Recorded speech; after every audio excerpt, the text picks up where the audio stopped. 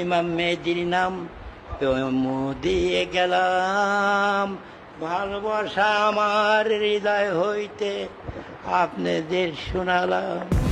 নাম নুরুল হক, সবার কাছে নুরা পাগলা নামে পরিচিত। তিনি ছিলেন রাজবাড়ী অঞ্চলের সাধক সদৃশ্য ব্যক্তি। আপনারাও একদিন এই স্কুলের মাস্টার সব কিছু হন ইমাম মেহেদির নাম।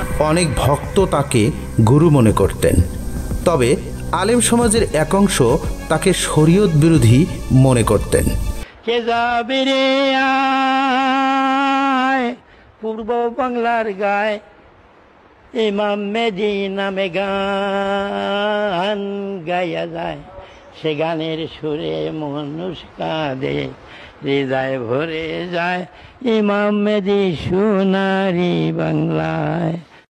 মাটি দিয়ে ইমাম মেহেদির তারা বুঝতে পারবে না, বাংলাদেশে গলন্দেতে উজানচরের গায়ে ফুটতে আসে ইমাম মেহেদি খোদার কুদরত। 2025 সালের 24শে আগস্ট তার মৃত্যু হয়।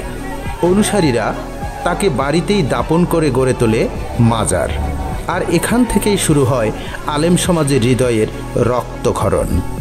5ই সেপ্টেম্বর জুম্মার নামাজের পর উত্তেজিত জনতা মাজারে হামলা চালায়। প্রথমে মাজার ভাঙচুর, অতঃপর লাশ তুলে আগুনে পুড়িয়ে ফেলে উৎসুক জনতা। এ ঘটনায় একজন নিহত ও অনেকে আহত হয় বলে বিভিন্ন সংবাদ মাধ্যমের বিবৃতি আছে। সরকার ঘটনাকে অমানবিক ও নৃশংস বলে নিন্দা জানায়। সমর্থকরা শোকাহত, বিরোধীরা মনে করে সত্য প্রতিষ্ঠিত হয়েছে।